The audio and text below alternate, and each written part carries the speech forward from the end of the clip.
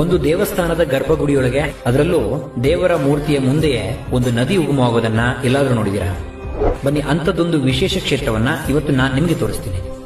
ಕಮಂಡಲ ಗಣಪತಿ ದೇವಸ್ಥಾನ ಚಿಕ್ಕಮಗಳೂರು ಜಿಲ್ಲೆಯ ಕೊಪ್ಪ ತಾಲೂಕಿನಲ್ಲಿರುವ ಒಂದು ಪುರಾಣ ಪ್ರಸಿದ್ಧ ವಿಶೇಷ ದೇವಸ್ಥಾನ ಇದೆ.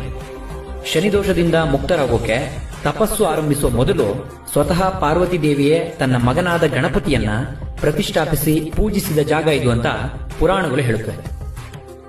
ಇನ್ನೂ ವಿಶೇಷ ಅಂದ್ರೆ, ಈ ದೇವಸ್ಥಾನದ ಗರ್ಭಗುಡಿಯೊಳಗಿರೋ ಗಣೇಶನ ಮೂರ್ತಿಯ ಎದುರಿಗೆ ಬ್ರಾಹ್ಮಿ ನದಿಯ ಉಗಮವಾಗುತ್ತೆ. ಈ ನೀರಿನಿಂದ 12 ಗಂಟೆಯ ಒಳಗೆ ಸ್ನಾನ ಮಾಡೋದ್ರಿಂದ ಚರ್ಮ ರೋಗಗಳು ನಿವಾರಣೆ ಆಗತ್ತೆ. ಹಾಗೆ ಈ ನೀರನ್ನ 21 ದಿನಗಳ ಕಾಲ ಸೇವಿಸೋದ್ರಿಂದ ಜ್ಞಾಪಕ ಶಕ್ತಿ ಹೆಚ್ಚಾಗತ್ತೆ ಅಂತ ನಂಬಲಾಗತ್ತೆ.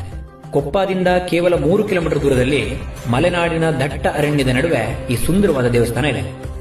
ಒಂದ್ಸಾರಿ ಆದ್ರೂ ಬಂದು ದರ್ಶನ ಮಾಡಿ. ಆದ್ರೆ ಈ ಜಾಗದ ಸ್ವಚ್ಛತೆಯ ಜೊತೆಗೆ ಪಾವಿತ್ರ್ಯತೆಯನ್ನ ಕಾಪಾಡೋದನ್ನ ಮಾತ್ರ ಮರಿಬೇಡಿ.